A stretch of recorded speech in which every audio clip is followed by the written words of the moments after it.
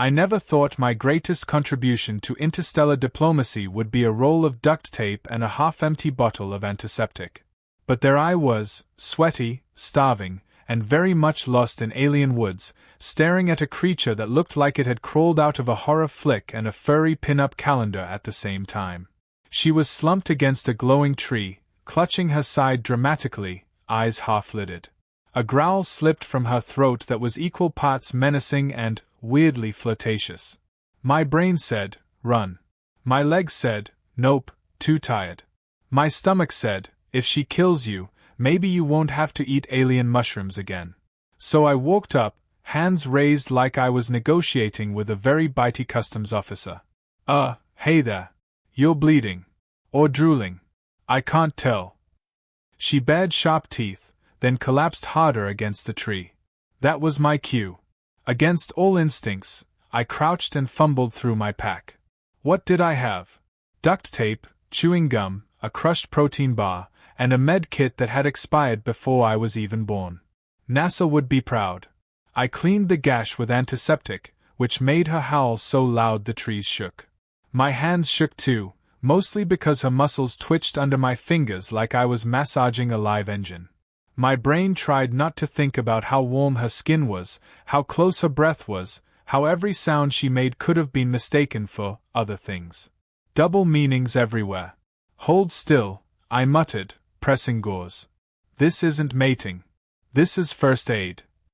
She let out a low rumble that sounded suspiciously like a purr. My face went hot. No. Not that. Don't make that noise. Look, I'm just wrapping you up, not, nope, stop looking at me like that.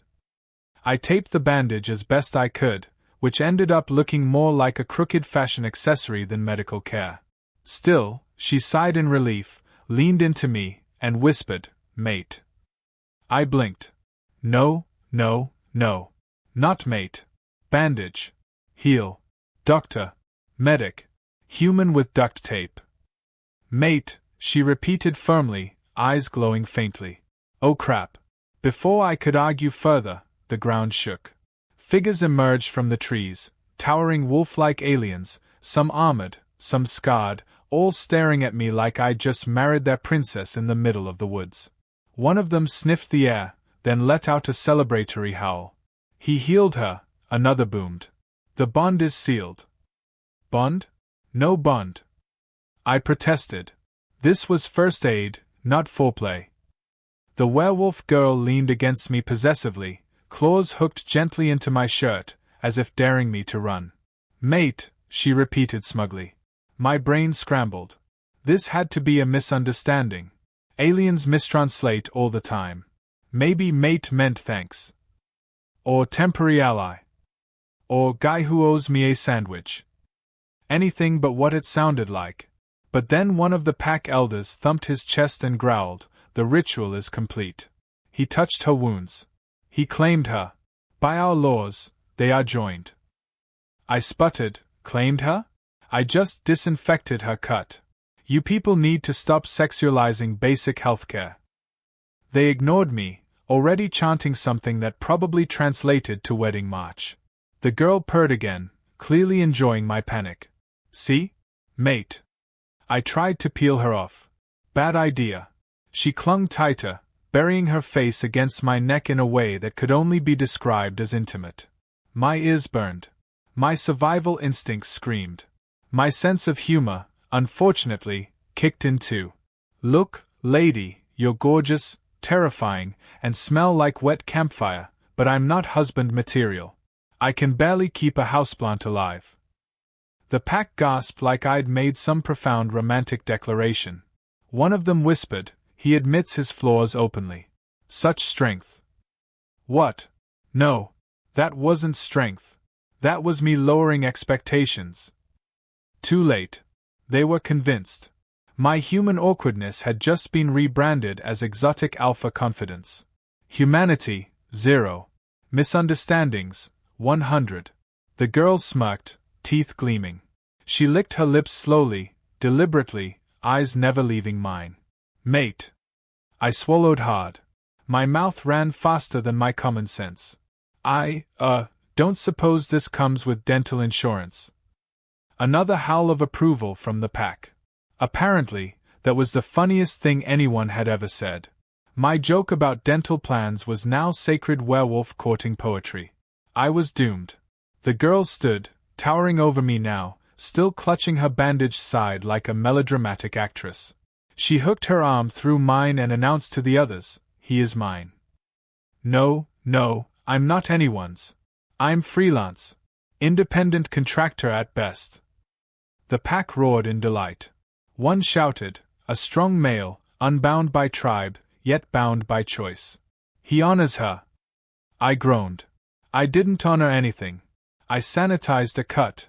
If this is marriage, then half of Earth's medics are already polygamists. They didn't care. They were already circling, howling, celebrating. Someone shoved a furry mug of glowing liquid into my hands. The girl beamed, fangs glinting, like she'd won the lottery. She whispered again, softer this time, almost tender, "Mate." And for one dangerous second, with her eyes burning like moons and her hand gripping mine, I almost believed it. The next morning, I woke up surrounded by fur. Not the cozy blanket kind. The alive, breathing, hairy bodies kind. Somewhere in the night, the pack had decided I was safer if buried under 300 pounds of werewolf cuddle pile. My first conscious thought was, this is either the worst hangover of my life or the weirdest honeymoon. I wriggled free, coughing up a tuft of hair that definitely didn't belong to me. Okay. Boundaries. Humans invented them for a reason. The girl, my mate, according to everyone but me, stretched beside me, arching her back in a way that made my brain short-circuit. She looked smug. Too smug. "You are warm. Good mate." Warm is not a relationship quality. I snapped. That's just basic biology. You want warm? Buy a blanket. The pack ignored my sarcasm and began their morning rituals. By rituals, I mean shoving bowls of glowing stew at me, sniffing my face, and patting my shoulders like they were checking livestock. Every innocent human reaction got reinterpreted as some grand mating gesture. I sipped the stew politely, then burped by accident. They froze. One wolf man thumped his chest. "He offers the fertility blessing." I choked. No, that was gas. It means I ate too fast, not that I want 10 kids. Too late. They were already nodding reverently, repeating my burp like it was sacred liturgy. Meanwhile, the girl leaned in, whispering, "Strong mate. Fertile mate." I nearly spat stew out my nose.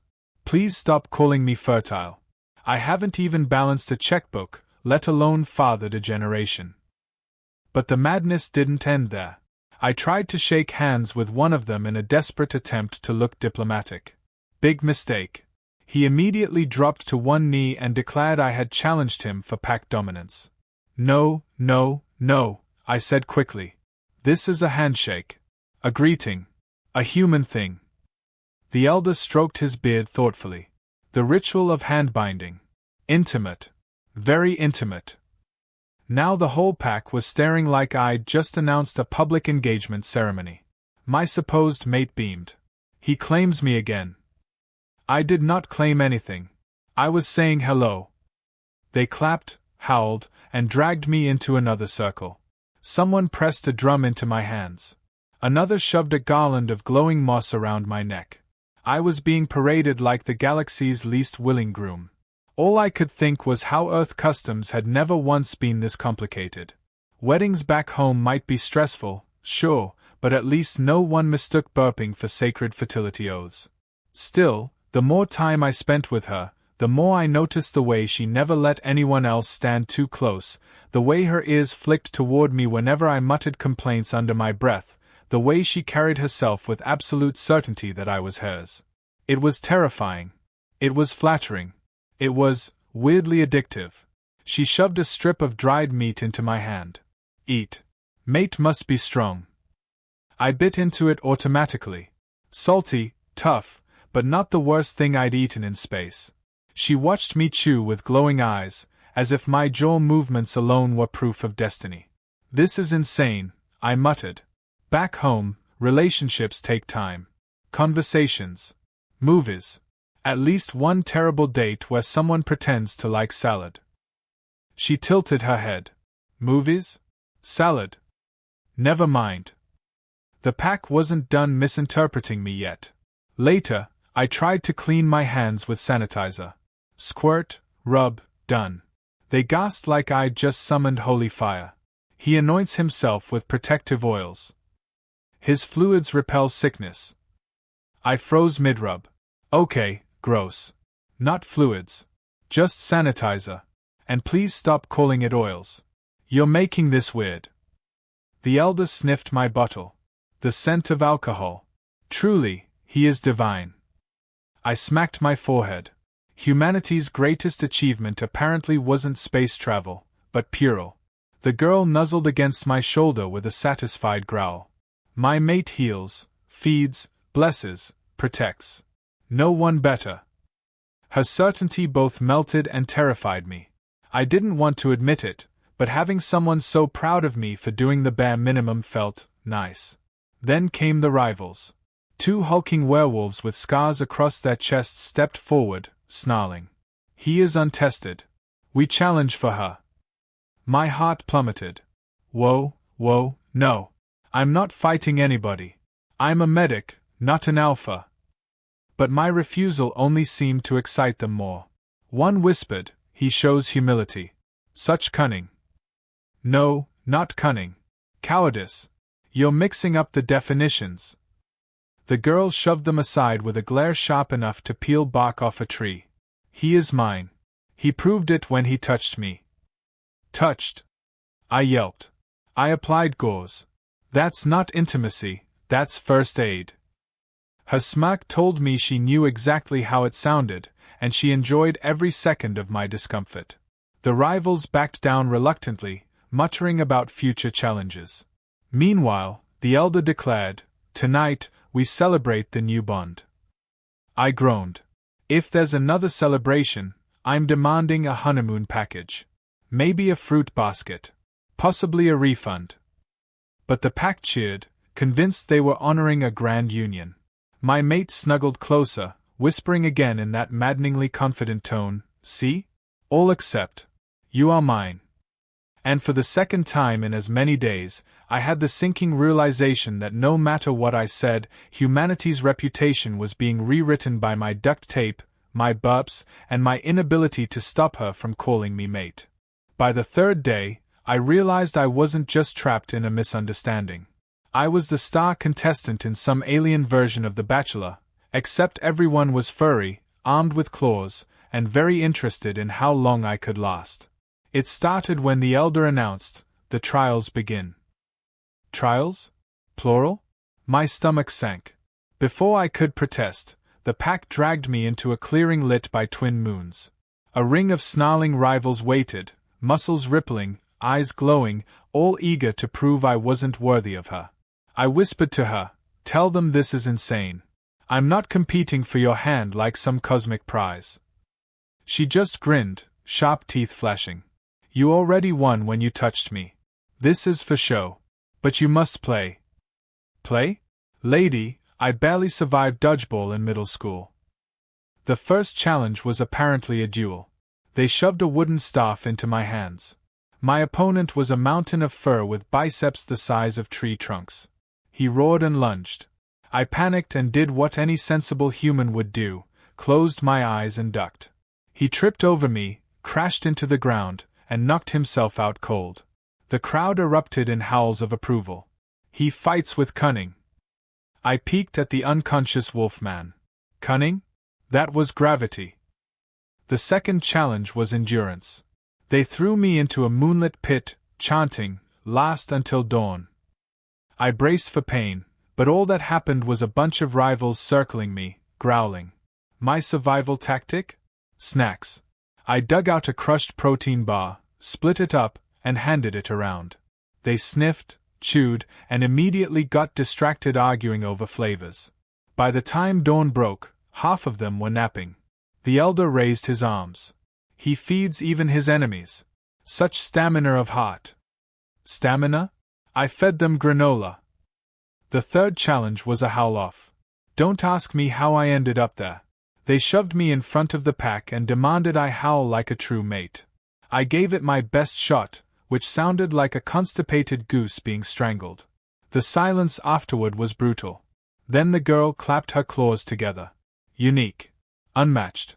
My mate's howl will never be forgotten. To my horror, the pack agreed. They mimicked my awful noise, declaring it the sound of victory. Somewhere in the universe, humanity's reputation had just been boiled down to a dying goose impression. The trials kept coming. Strength tests, speed races, even a bizarre ritual where I had to braid glowing vines. Every time, I failed spectacularly in human terms. Every time, they twisted my failure into brilliance. Falling on my ass became innovative ground tactics. Sweating too much became ritual purification. Tripping over roots became dancing with the spirits. By the fourth event, I stopped protesting. Why bother? The more I looked pathetic, the more they adored me. HFY in action. Humanity wasn't strong, fast, or smart. We were just so damn weird that everyone assumed it was genius. Meanwhile, the girl watched me with undisguised pride, like I was truly proving myself worthy. Her gaze burned hotter than the alien sun. Every smirk, every approving rumble of her chest made me question if I was resisting for the right reasons. Halfway through, she leaned in and whispered, "You are winning.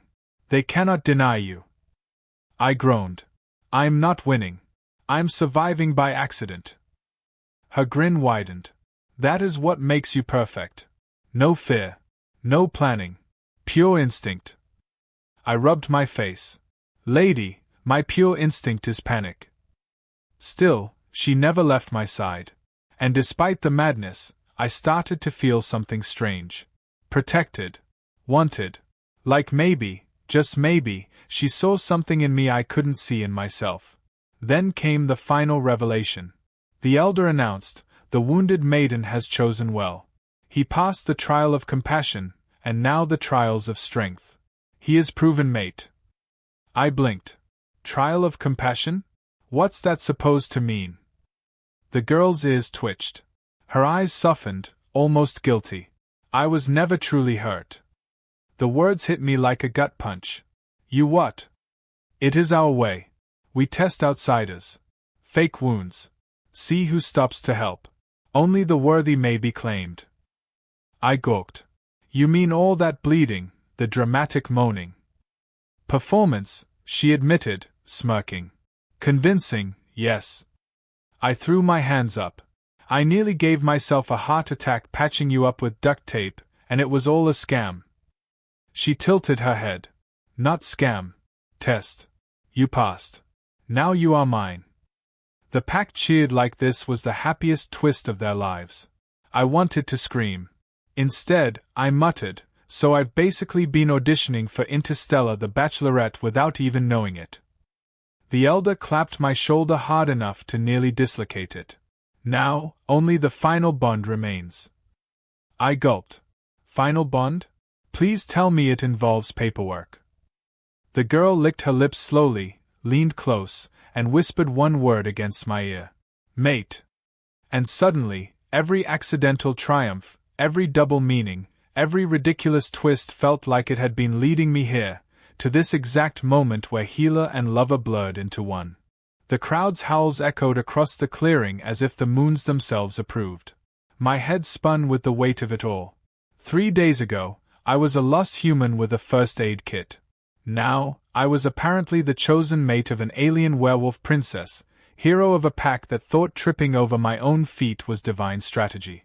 I should have felt proud, but all I could think was, this was either the best or the worst Tinder date in history. The elder raised his clawed hands.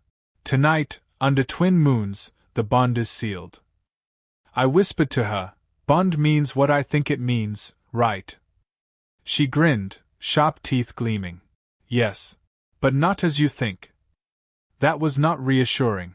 The pack dragged me into a circle woven with glowing vines, chanting words I didn't understand.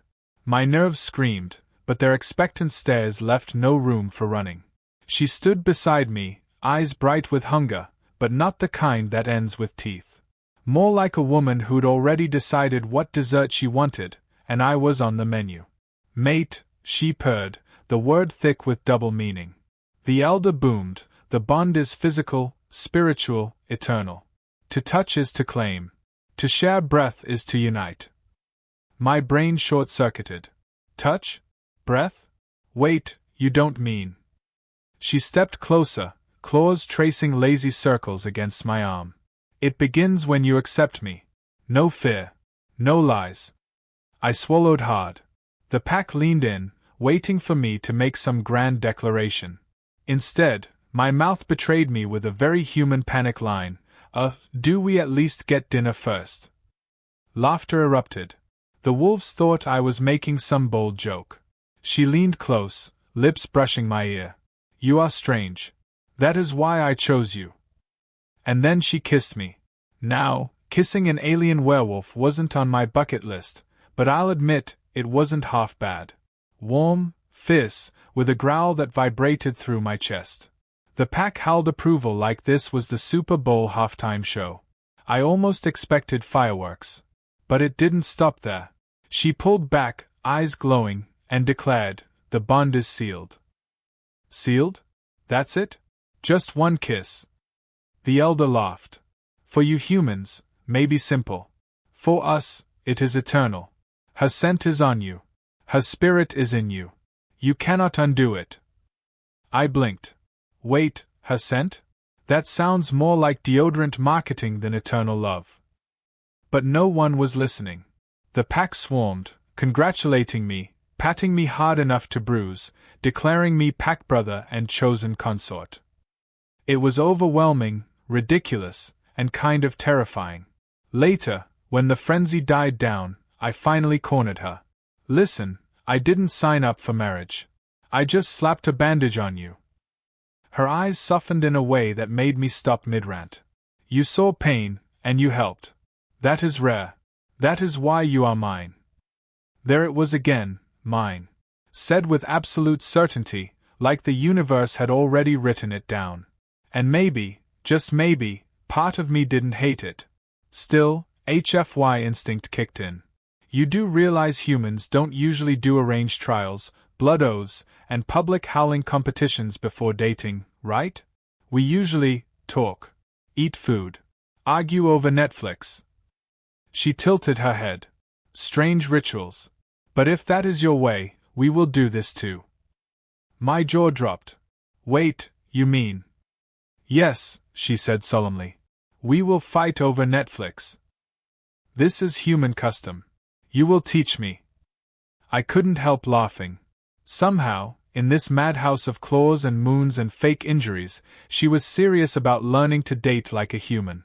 And the absurdity hit me. Humanity's greatest export to the galaxy wasn't weapons or technology. It was awkward dating habits and bad streaming choices. The next morning, they threw a feast in our honor. Roasted beasts, glowing fruit, alien mead strong enough to strip paint. I nearly passed out after one sip. The pack cheered, thinking I was demonstrating legendary human tolerance. They toasted me as if I was some warrior king, while I tried not to vomit in my lap. At one point, the elder leaned in and said, You are proof humanity has power beyond claws. You bend fate with accidents. You survive by failing.